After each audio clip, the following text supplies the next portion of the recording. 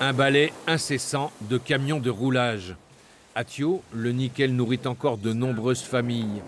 L'exploitation du minerai constitue l'essentiel des revenus, mais elle cristallise aussi les inquiétudes liées à la protection de l'environnement, surtout dans le lit des rivières. Un problème récurrent depuis des années, des promesses et des tentatives de résolution, mais pas de véritables résultats aux grandes dames des habitants. Ici, au marché de la tribu de Saint-Filippo, les montées successives des eaux ont laissé des traces et nourri les rancœurs. Les rivières sont obstruées par rapport à la grande rivière et puis les cours d'eau qui sont juste là à côté là, du marché. Ben voilà, les derniers crues, là, le niveau d'eau il est arrivé jusqu'ici et apparemment c'était... Ben voilà, vous voyez la trace là. Ça, c'est deux traces différentes, distinctes. Les eaux et les boues inondent aussi les champs de ces femmes qui commercialisent ce qu'elles plantent. Ici, on vend les produits de la terre le mercredi et le samedi, en alternance avec les deux autres marchés ouverts les autres jours de la semaine.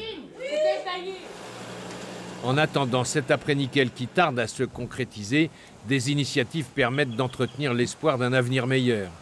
Ici, le musée de la mine et l'office du tourisme accueillent des jeunes déscolarisés en résidence. Certains y découvrent un métier. Toutes ces sculptures que vous voyez autour, ça a été fait par eux. Que ce soit les camions et tout ça, c'est vraiment de la rénovation, de la restauration et qu'ils s'approprient leur histoire autrement. Parce que moi, je ne voulais pas que le musée soit un lieu figé, qu'il soit juste que conservateur du patrimoine historique de Thio. Non, c'est un lieu qui leur appartient. Quand ils viennent ici, ils se sentent bien.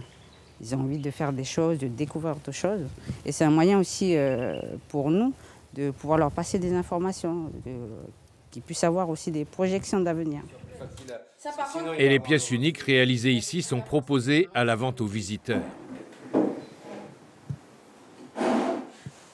Nickel Town, c'était le surnom donné à Thio par le journal La France Australe. Pendant les événements, la commune a été le symbole de la lutte indépendantiste avec le FLNKS et Éloi Machoro. Mais aujourd'hui, on mise beaucoup sur la jeunesse, comme ici à la médiathèque où l'on incite les jeunes à la lecture et à l'usage des outils connectés.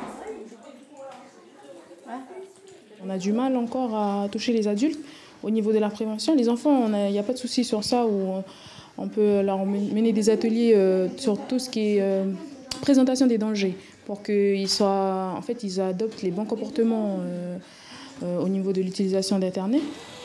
Et des actions numériques sont également menées en tribu, en parallèle au développement touristique principalement orienté sur les gîtes et les campings.